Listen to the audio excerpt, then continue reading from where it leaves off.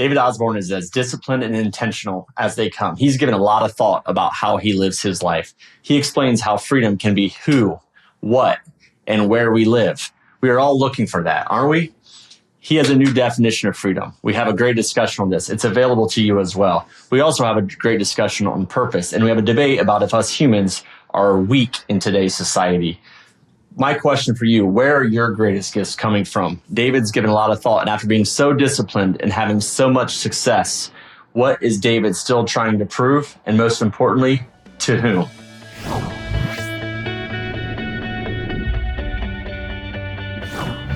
Hello and welcome to the Purpose Matrix. I am very excited for today's guest, Mr. David Osborn. David, how are you doing today? I'm doing great, Phil. It's wonderful to be with you, sir. Yeah, I'm so appreciative of you taking the time. You're a busy man, but this is going to be a great discussion. Really, just someone that I look up to in so many ways. So first, for our listeners, David, serial entrepreneur, real estate investor, has grown some major companies, Keller Williams franchise. Last check-in, well over 50 companies. I'm guessing maybe there's more than that. Best-selling author, Tribe of Millionaires, Miracle Morning Millionaires, Wealth Can't Wait. Just having a phenomenal impact with his writing and speaking. He's a keynote speaker, high demand.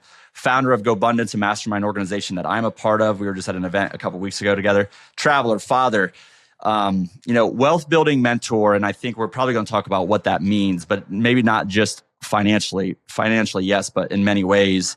And, from my perspective, David doesn't talk about this, but just a good guy, a giver, a contributor, supports a lot of different organizations. So David, again, thank you so much. Your time is of extremely high value, and I'm so grateful and appreciative. That was the explanation. But tell us, who is David Osborn? Yeah, who am I?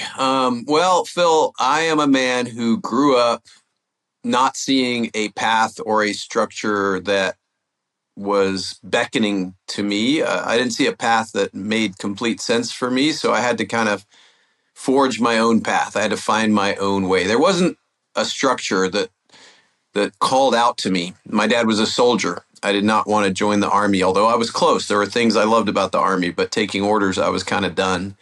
My mom was a housewife until she became a realtor later. My uncle was successful as a guy on the equivalent of Wall Street in London.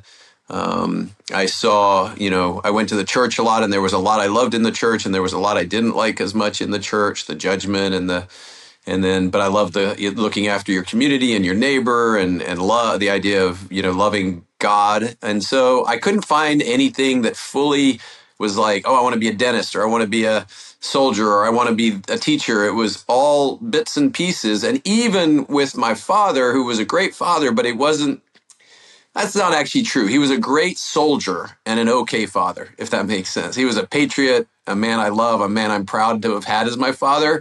But he tried to bring Green Beret tactics into fatherhood, which I think as a father myself, I wouldn't do. So that also wasn't clear. So I really am a man constantly seeking truth, constantly seeking answers, constantly seeking a path that will serve me and serve my community and serve the people around me into a more fully experienced expression of life with integrity, honor, and dedication. I love that. And as I suspected, the explanation, and really you're getting to know who David is. I want to ask actually that question. I was going to go there, so I'll go there now because you talked about it. So you traveled the world. You came out of, you traveled the world. You're broke at 26, right? Trying to forge your path, figure out who you are, find a way, as you said. And I want to hear more about that. But I think what I want to get to then is you're a father, as you said, and your kids have a very different environment, right? It's very different for them. So how do you, with everything you have, if you will, worldly success results, how do you develop them so they have the drive that, you have, or how do you even think about that? So tell me about being broke, how that formed you, and then how does that translate to fatherhood for you? It's funny. I took one of the first realtors that joined my company 30 years ago. I took him to Cabo last week to spoil him. I've always wanted to spoil this guy because even though he wasn't a celebrity agent, he was a producing agent that joined my company when I was 28 years old and I needed a win, and he was the win. He came over. He believed in me, and he joined my company without equity, without opportunity. He was one of the first I was able to bring over. And, he had this misperception that I was rich. Like, I think because he knew me and he knew my mom was pretty successful as a realtor, he just assumed I was rich. But we were actually poor. We grew up the lower half economically of the middle class, but probably the middle of the middle of class. My dad was a soldier. My mom had no income. She didn't come into the marriage with any money. My dad had a little bit, but not much. And he was a soldier. So I think mom said he made $275 a month. So you can imagine that. Now the military provides housing and you get cheap food at the commissary and all the rest of it. But we bought secondhand clothes. I got hand-me-down toys. I had an older brother and I loved it. There's no complaints here, but we were living frugally. Like, most of my clothes had been worn by somebody else. My mom was great at making food stretch. And that lasted all the way until we got to America. And then mom went into real estate. When mom went into real estate, even up until then, my dad and mom had a house, and a couple cars, and my dad's pension, which was $70,000 a year or $65,000 a year, which wasn't bad back then. I mean, it's probably more like 120 today based on that value of living. So he definitely wasn't hurting after 30 years of service to our country and being in the Army. But we definitely didn't have money. We grew up very poor. But the difference is, I think because it was military and diplomatic, we had a wealthy environment. My dad was a military attaché on his last post. The government provided a house that was probably worth 20 million bucks that we were living in. We had a driver. It's so weird because we had no money, but we lived above what we would have been able to live in any private sector situation. Right. And then I had a rich uncle, and he let us use his house on his farm. And so I got to see this man who was very generous and had a lot of money and had the big dinners at Christmas and at Thanksgiving and sat at the head of the table while 40 or 50 family members were in a U-shaped table, made the speeches, carved the turkey, drove the two Jaguars, and had all the employees. So I had a lot of examples of what success could look like. So for me, it was all fine. And I never thought of myself as poor either. I never lacked for anything. It was just more chaotic. We moved 10 times before I was 14. My dad finally retired from the Army back to Austin, Texas when I was 14 years old. For my kids, I'm reading this book right now, and it talks about immigrants in the land of wealth versus natives. So I'm an immigrant to the land of wealth. My kids are natives. They have never grown up with lack. They've never grown up without abundance. And it's different. We don't understand each other. It's like immigrants come to America. They work their tail off. They're trying to make it, right? And then their kids, I had a Mexican guy working one time, and he's like, man, my kids are so lazy. He couldn't understand because he's an immigrant. He had nothing. He had to work to survive. His kids, they got it all. You don't need that much in this country to have it all. You got like school where your food is provided. You get to go to school. You don't have to work. Like, there's many countries where when you're young, you got to go to work. So I'm very clear of that distinction. And with my kids, I'm not trying to build the hunger that I had because I think it would take God to do something like that. Like, my life was this incredible orchestra of experiences that led to me being the man I am. What I do try to do is teach them to have purpose. So I always tell them, first off, I tell them you don't have to do anything or be anything for me to love you. And then I tell them your life is about you finding a purpose. And if that's being a therapist, like my oldest daughter, who's not with me, but from a long time relationship ago, she's a therapist. She's a great therapist. She looks after people. She helps people. She heals people. She's an incredible human, but she's never going to be a business tycoon. But she's committed to that path and she has passion for it. She has her own practice. And my daughter, the daughter at home, she's an artist and a musician. And that's a luxury you get to explore if you have a rich dad or a rich family. But I'm all for that too. If she wants to be an incredible artist, as long as you have purpose, life is good. And then my son, he's still got a ways to go. But purpose is what I tell them. You got to have something you love. You got to chase something. It doesn't really matter what it is. You just have to have a reason to get up every day. And then secondly, I try to teach them to be kind. Phil, that to me, that's so important. Is like, I've seen rich assholes and I've seen rich, kind people. And I much prefer rich, kind people. My great uncle was generous. He was kind. People are struggling out there. Life's hard. I'm lucky. I'm only here because I'm lucky. And the luck could be that I joined Keller Williams when it was a tiny company, that my mom was influential in Keller Williams. So I got more respect at age 27 than I probably should have and was given opportunities to open franchises. But also they were desperate for people to open franchises, which today they're not. So it's way higher bar to get in today. So I was lucky there. But also I'm lucky in the way my life formed me. I'm lucky that I moved 10 times. I'm lucky my dad was pretty hard on me. I'm lucky that I had kind of some difficulty in childhood because as I pushed through that, I built strength that served me in my lifetime. So really, I think you can't recreate the exact conditions for your kids. But what you can teach them is purpose and kindness, and that's what I try to focus on. I love those two things. Honestly, I love the simplicity of those. One thing I want to say on, the first, your rich uncle, and just like for our listeners, if you see somebody, it can be rich financially, but that's not what it needs to be, right? Like if you want to be wealthy in any area of life, who has that?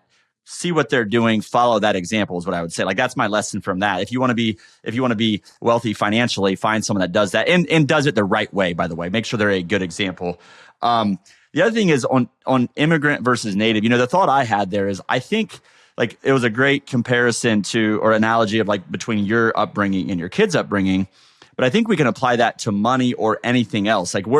So for the listeners, where are you an immigrant and where are you a native? What's new to you and what's not? And if you're native, that's one thing. But if you're an immigrant, who can you learn from? Who's a model for you? It kind of ties to your rich uncle. But, and then on the be kind topic, I just, what I don't want is like, I do not want our kids to be entitled. And I think the best way, and the reason your kids, I don't think are entitled, like I've seen you've had conversations on stage with your kids. They're not entitled because you're not entitled. Right. And by the way, they're going to have purpose because you are working with purpose. Like to me, if you want to be a good parent, a good father, a good mother, be a good example and model what you want because things are caught, not taught. I want to talk about purpose a little bit and how you think about that word. How do you either teach your kids or others to find that? Even for you, David, you have in the worldly, you have everything you need. So what keeps you motivated? What's your drive? How do you think about purpose yourself and how do you teach it? Yeah, I think one of the most powerful experiences I had in my life was in college. And I was at a party. I was a little bit aimless. I'd always worked. I liked working. I liked money, but I was a little aimless. I couldn't quite figure out the meaning of life, if you will. And I was at this party. This is like 38 years ago now. Was it? Is that right? That was a long ass time ago. And I did a little mushrooms, a little psilocybin.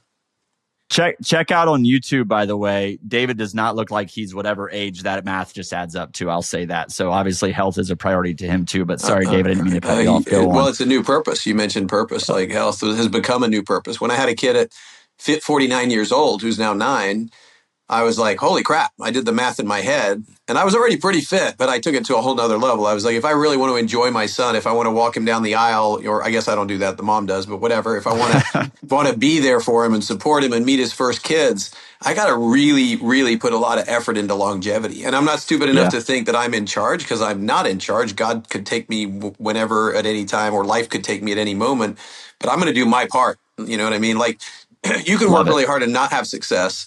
And you can work really hard and have success. But if you do your part, you're more likely to have success, which is your part is working. My part, I can control my part. So I look after me for that reason. Man, I love that. Yep. But so I was at this party. I was doing psilocybin. I was a college kid. I drank too much. I was like 20 years old. And I voyaged that night out of my body into the solar system. And like for hours, I was just traveling through space. And then I got into this field of God. Like I got literally to the edge of the universe. And God told me there is a purpose. Like that was the message. There is a purpose. And I snapped back into my body. And at that moment at age 20, I quit doing all drugs and I just went to work. I still drank, by the way, which in hindsight was, probably the worst of all drugs. But anyway, I still drank back then. And I went to work. I was like, okay, there is a purpose. And that became like an abiding lesson for me in my life. And I think I struggled a little bit with purposefulness because I was a rebel and I was kind of trying to find my way. But that message, there is a purpose, just became my mantra. And at first I thought, okay, there's some purpose. Like I'm supposed to shoe the shoeless or bring glasses to the guys that can't see. But in reality, what I realized is that is it. Purpose. It doesn't really matter what it is. You got to latch on from purpose to purpose like a vine that you're climbing on a tree or a ladder you're climbing or an energy you're pursuing. And my purpose has changed over time, but I always find a new purpose. And you hit on one earlier. Right now, health is a big purpose for me. So I am working out multiple times a week. I did the sauna this morning and the red light therapy and the cold plunge. And so I have a process and a routine that just keeps, like in business, it keeps incrementally getting better. Yep. By the way, I just added the red light to the sauna, and I'm sitting in there, and I'm thinking of the old. I don't know if you ever the old Seinfeld episode where Kramer's like in the red light. It wasn't red light therapy, like the Kenny Rogers chicken episode. I'm like, what am I doing here? But honestly, why am I doing that? And I think this is where when I think about purpose, like I think it's important to get clear on purposes for different areas of life. My health purpose is to have energy. I have kids, not grandkids. My health purpose is to have energy for my kids and my grandkids and to live my purpose. And what I like though, and I want to kind of jump to here is, but you have to know what you control and what you don't, right? So like, hey, I want to stay healthy, but at the end of the day, if someone just veers off and like I get hit by whatever, like there's things you can't control and there's things you can control. Control what you can. So just I want to stay there, and you have so much going on, right? So there is inevitably bad things that are going to happen all the time. How do you like release or let go from that, or not try to control everything? Because you came from a background of control, I think. Yeah, I did. If your father was a soldier, so how do you let go of that? How do you like internalize that? Well, it's years of like learning and experiencing. I think when I was younger, the purpose became wealth, building wealth, being successful. And to do that, I knew I had to make myself a different human. Like I had to become the kind of human that success comes to, because I really think life is all a reflection of who we are internally. It's a inside out to create outside in type of an experience. So I knew that I couldn't be a procrastinating pot smoker anymore. I had to be purposeful and focused. And so to do that, I put myself around Tony Robbins and different teachers and studied Jim Rohn effectively, and just put myself around top producers and business owners, because I think our community is probably the most influential thing on who we are, period, end of story. And so I put myself in the rooms where I would pick up through osmosis, the energy of all the things that I wanted to be. Now, the platform to that was goal setting. So I learned how to goal set. There's a whole process I've talked about many times about how I fell in love with goal setting. But what I began to realize is I can write down almost anything. And then if I take the action steps to lead towards that outcome, I will get almost anything I write down. So it's not 100% certain, but it's highly certain. So I began to kind of be a co-architect, if you will, of my life, where I would every year have a detailed goal with plan. Every year I would come up with a new 5-year vision of where I intended my life to go. Some years I would even write a 30-year vision or a 40-year vision. And I always had a direction that I was leading my soul, and that was my purpose. And yeah, it was early on, it was money and it was wealth, and that required becoming a human being that was highly productive, highly influential, a great leader, understood enough business to build structure around business, to understand economic models. All of this was not easy for me, Phil. I was a C student in school. I didn't love school and I didn't love studying. And all of a sudden I had 15 franchises with 6 financial reports per franchise. And I'm having to read 90 financial reports a month just to run my businesses. But it was a process, just like getting healthy is a process. And, at first I cut down drinking to, 6 nights a week and then 4 nights a week. And at first I lifted weights 3 times a week and I do yoga once a week. And now I barely drink at all. And now at first I added a salad once a meal, and now I crave salads. I can't live without salads. Like I just can't wait to get a salad. And it's just this evolution and process. If you cut out sugar, I loved sugar as a kid. I loved it all the way until my 40s, but now I can barely eat it. Like it just sends my body. It's not that I don't like it in my mouth. I still enjoy the taste, but I'm so not used to it in my body that when I eat like a bite of a Snickers bar, my whole body just goes like it's vibrating at a level that doesn't make me comfortable anymore, simply because I haven't been doing it. But it wasn't like I went from eating a Snickers bar every day to having one bite sending me off. It's a 10-year process of just refining, and tweaking the dials, but knowing that my intention and my purpose is longevity and health. And the same was true of business. Now, a really big aha that I've had recently, and I think this is like a magical cusp of growth for me, Phil, is that I think as a kid, that if I just made enough money and had enough power, I'd be able to outrun all of my traumas, all of my challenges, all of my difficulties. And the truth is that's not true. That's not true. Like I got to the top of the mountain and I have all the wealth and I have all the control.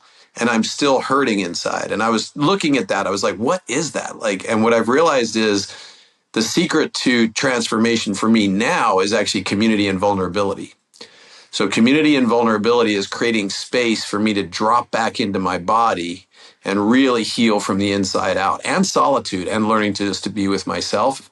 But it's just a new form of purpose. It's a new thing that I'm working on that I finally figured out probably over the last 7 years, but it really has been clicking in the last couple of years. Well, there's a lot. So first of all, when we talk about the purpose matrix, and like there'll be people have heard this, but like if there's one thing, there's like a framework. If there's one thing you do, because I think if you do this thing, it'll bring the other stuff together. If you find your community, your group of people, if that's in health, if that's in faith, if that's in business, if that's in being a father, a husband, if you find your people that just want to grow, and even core values alignment, like the more aligned you are, the better. But if people just want to get better, if you find I call it the 4 people you need, if you find that, you're going to hear things and learn things. And over 2 years, you're going to get more clear on what your purpose is for your business or your health or your family or whatever it is. Like, just do that thing.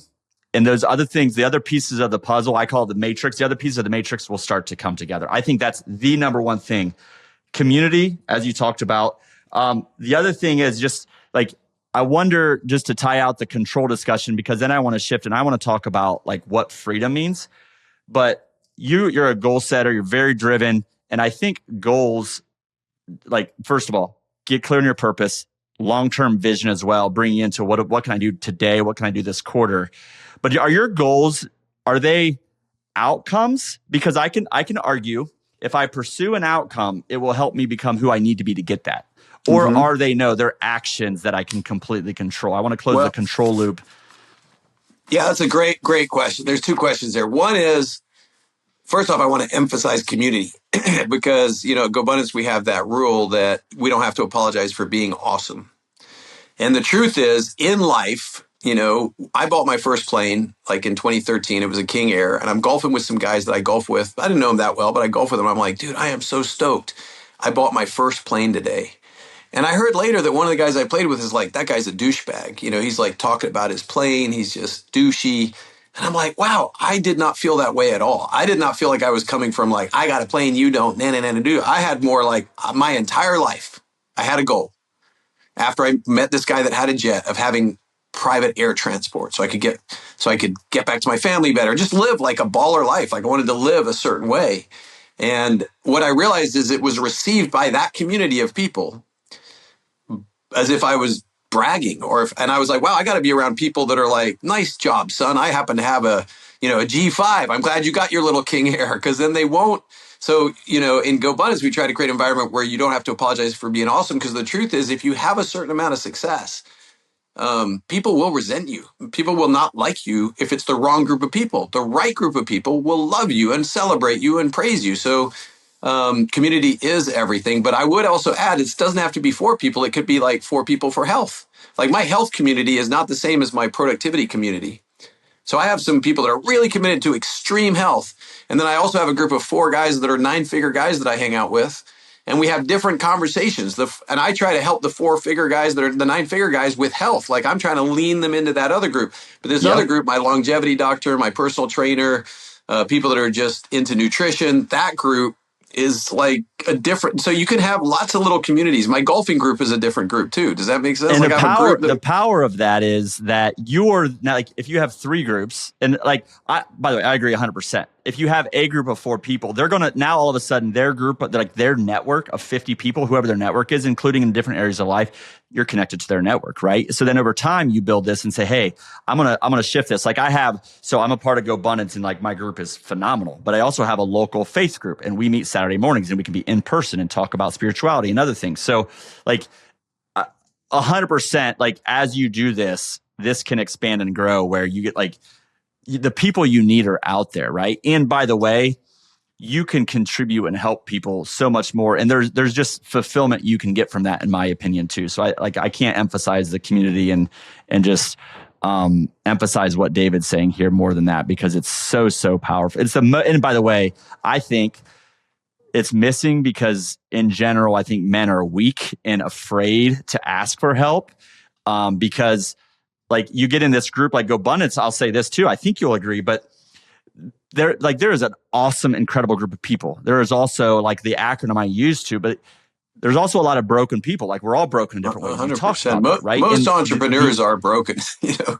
in the end, in broken is the last thing is you need help, and it's okay. Like that's fine. It's fine to need help. Actually, please do, because don't like our ego gets in the way of asking for help.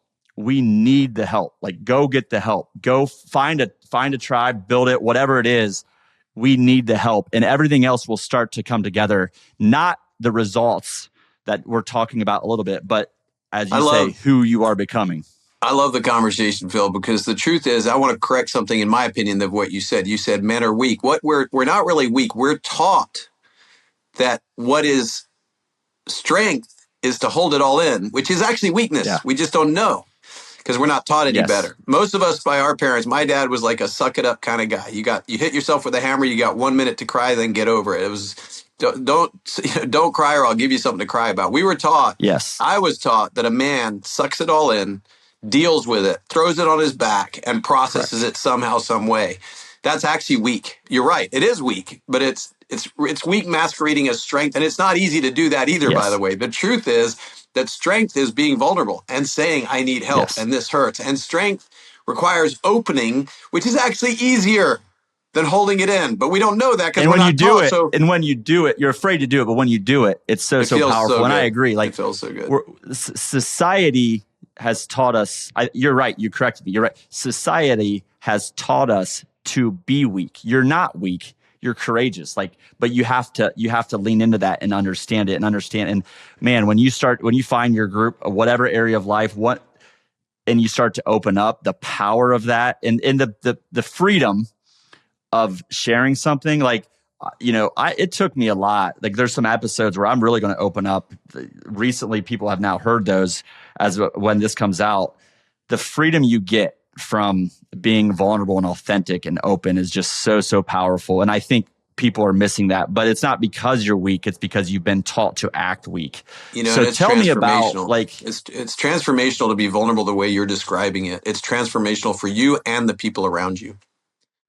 And we haven't been taught it, but it's also it's freeing, and freedom's important to you. We've talked, by the way, the goals and like thinking about who you're becoming. I don't want to miss that, and because sometimes we have to go through these different phases of is it wealth, is it health, is it spirituality, whatever. And Dave's talked about that some, but talk about you talk about freedom affair. Like what do you mean by what brings freedom? Well, there's two things. I want to answer your earlier question. You keep reminding me. So goals, I felt early on my goals were outcomes, but I felt like early on I didn't have the discipline to just have an outcome. I needed to do action steps, work out 240 times, meditate or pray 150 times. And I had to track that to get myself in alignment with what I wanted, make 50 phone calls a week for prospecting.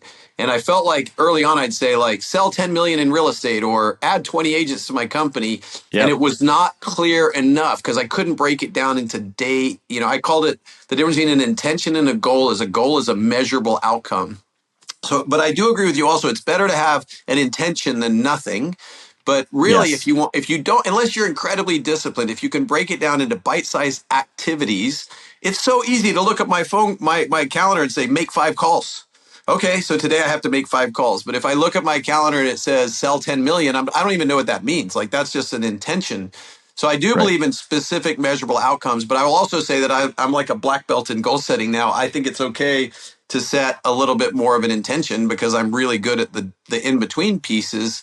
But yeah, so I think goals can be intentional, but the more specific they are, usually the easier it is to manifest them.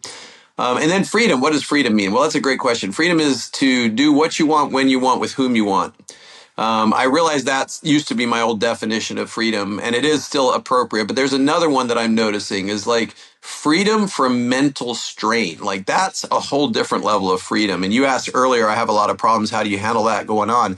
And I can tell you when I was younger, it used to just rock me. I'd have a problem at work, and I would literally spend a week staring at the ceiling fan in my bed, staying up all night, trying to figure out what to do to solve this problem.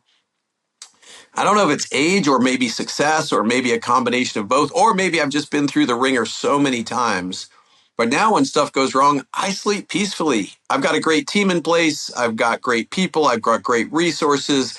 And I've just been through it so many times that I realize that when this legal situation occurs at an office or I have a leadership crisis at an office, it's going to work itself out one way or the other. And it's not really my full responsibility. Like, we are stewards of this earth. We're stewards of everything we own. And one day we'll be gone and it'll still exist. So all we can do is do our part to hold whatever responsibilities we've been given in such a way that we leave it better than we found it. That's all we can really do. And you don't even have to do that, but that's what I choose to do. And then you're gone. You're here, then you're gone. So you don't really own anything. You're of service to God or whatever your definition of God is. And to me, that's very relieving. It takes a lot of the pressure off of me when I realize that I'm not God and I'm not in control of this thing. I'm just doing my part in alignment with purpose and in alignment with a higher calling. That just takes all the pressure off. And I think that's why I'm sleeping like a baby. I, David, like you're explaining, I mean, the alignment of like, I'm going to talk about the purpose matrix for a minute, because the goal, in my opinion, is not like freedom, what, when, who. We think about that. But to me, what you said is what you're pursuing, like, is like having peace. And, you know, the way I like the purpose matrix is a matrix. The acronym down the rows is purpose, education, association, courage, example, the acronym peace. And then you align your life in the columns across it. And if you have faith, God, spirituality, Christian, whatever you believe in as the top priority, because it helps you align everything to what's most important to you. And if you're not there yet, that's okay. If you get around the right people, you'll just discern and think about these things. But when you get alignment on what's most important to you in your life, you can have peace. Like that, in my opinion, you can have peace. If you just focus on one thing and not the others, you may be peaceful in that area. But to really have peace, which I've never heard the freedom definition of what you thought and what you think now, which is mental strain or really peace. But I want to ask, why, like you explained some of it, but like at the core, like 2 or 3 things, like to give you peace, like to get rid of the mental strain and just like, I'm just at peace. What gives that for you now? I think I've proved myself to myself. Like, I know that when things get tough, I'm going to do a lot of good things. I'm not going to be perfect, but I'm going to not duck my responsibilities. I know that I'm going to get an outcome that's favorable more often than not, but not always. Sometimes I lose, sometimes I win. But I know when I show up and I do things kind of the right way, I guess with some moral clarity of not trying to harm anybody. I'm looking out for myself, but I'm also looking out for others. I'm trying to come up with a win-win outcome. And I've just seen myself do this over and over again. So I know that when I show up into a conflict or a process that's difficult, because there still are, I know I'm going to try hard. I'm going to think with moral clarity. I'm not going to try to screw anybody, but I'm also going to not get screwed. And more often than not, the outcome is going to come out satisfactory. It may not be thrilling for me. It may not be, but it's usually not disastrous. I also know that I'm not going to starve. I'm always going to have shelter. I have good community. I have a great family. I know I'm good. Like, I'm good. I know that God's got me, if you will. Like, and I use God as the example. It's just a word. Like, I have a lot of great Hindu friends and I have a lot of great Buddhist friends. And so I'm not like, I don't like to get lost in that judgment of like, I'm right, you're wrong. Because I think that's one of the most, that's a human addiction, is to being right. And I think it's a terrible addiction because it causes all kinds of blindness and conflict. But ultimately, what I do know is when you have a higher faith and you put your trust in something bigger than you, which, by the way, even if it was just nature, clearly you didn't create all of this. You're not in charge of it all. So it's just a logical thing to do. But it's very relaxing and it's very releasing. And so I hand it all over to that. But I think it probably helps also, to be honest, Phil, that I have a great team in place, which, by the way, I think I've slightly attracted because of who I am. And also I have plenty of resources. So even, I just feel well positioned at this point in my life to be at peace with whatever occurs. And then I think it's just repetition. I've been through it so many times. There's that old analogy that 90% of what you worry about doesn't come true. I used to say, that's why I worry about everything, so none of it'll go bad. But the truth is, 99% of the time, what you worry about has no impact on the outcome. Yeah, I love that. And honestly, I think there's just a contentment. Like there's, to me, who you are is how you live. And by the way, I need sometimes to figure that out, we have to prove ourselves to ourselves. You have to prove who you are to yourself. And I think that's like, I mean, that is, I've not heard it said like that before. That's really, really powerful. Sometimes we just have to, and honestly, I think that's where peace comes from is if you go through the process, if you educate yourself, if you build your mindset, if you build community, if you have courage from your heart, not your mind, but if you go after it, if you try to be, if you're a leader, if you lead by example, if you do those things, man, that's going to bring you contentment. Will your mind spin sometimes? Yeah. But once you mature through kind of the phases that you've gone through, I think that's so powerful. It's like really freedom is not freedom of money, freedom, like those things are great, but like to be able to sleep well, have peace, I think is so, so powerful. I want to hit one more quick topic, then I want to wrap up and make sure we really highlight where you want to bring people, how they can find more about you, what you're doing. Go Abundance is, a play on word, obviously, to abundance. Mm-hmm. And just mindset, and that mindset of serving, giving, and maybe I shouldn't even say, like, how do you define abundance and what that has done for you? Yeah, I mean, it's life is either a miracle or just an accident. And for me, if it is a miracle, then every day is filled with 1,000 miracles. And I choose to believe it's a miracle. It's just like I choose to have faith. Like, I don't know for sure. No one's ever tapped me on the shoulder. I've never met God. I've had a few dreams. I had that mushroom journey. I've had a few experiences that are crazy, that are hard to justify, but I don't have certainty. No one's shown me that God has my back, but I've chosen to feel that way because it empowers me. And if you choose abundance, it's like, a pronoid is the opposite of a paranoid. A pronoid person believes the world is out to help them. And when I learned that, I was like, yes, that works for me. If you just go through life thinking there's abundance everywhere, there's plenty of money, there's plenty of opportunity, there's plenty of greatness, there's plenty of love, there's plenty of charity, there's plenty of everything, life has a different texture than if you walk around in scarcity. And I've seen scarcity thinking people, and it's hard. I mean, they're always thinking something's wrong or something got them, or they're a victim of life. And maybe I was this way naturally a little bit, Phil, so I can't take full credit for it. But I definitely in my life have seen myself waver towards victim versus abundance. And I think I'm going to stick on the abundance highway because it means plenty of everything for everyone and for you and for your people especially. Pronoid.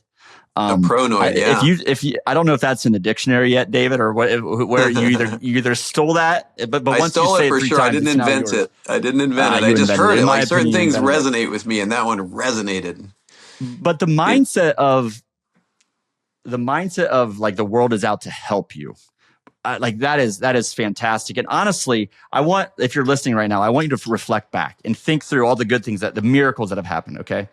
But now I want you to think through all the hard things and all the challenges and all the setbacks and all the failures. And I want you to ask yourself, what has that done for you? Has that helped you grow?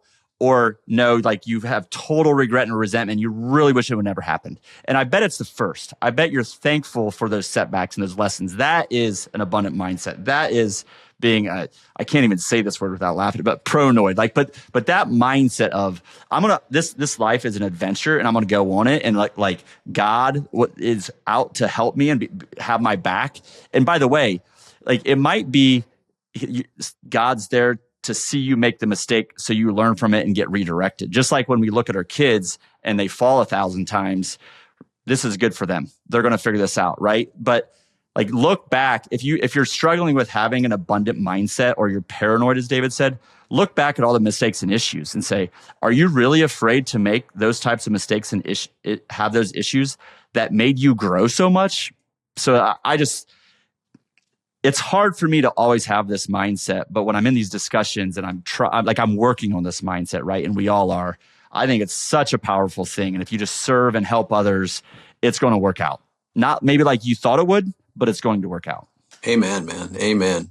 I mean, the gift is in the negatives. That's the other weird thing you realize at some point in life. I learned way more from all my problems than my successes. So in reality, I don't wish this for myself, but you should almost wish for more failure because you don't learn crap from the success. You just pat yourself on the back and go, oh, I was born to be this. But the failure where you get kicked in the teeth, And early on in my career, I can think of some real hard lessons I got, and they are the ones that shaped me into the man I am today. So, yeah, I mean, you can't lose if you have that mindset. If I win, I win. And if I lose, I learn, and therefore I win. Man, this has been, David, this is absolutely incredible. If you're listening to this, first of all, you have to go find out more about David Osborn. Share this with, don't share this for me.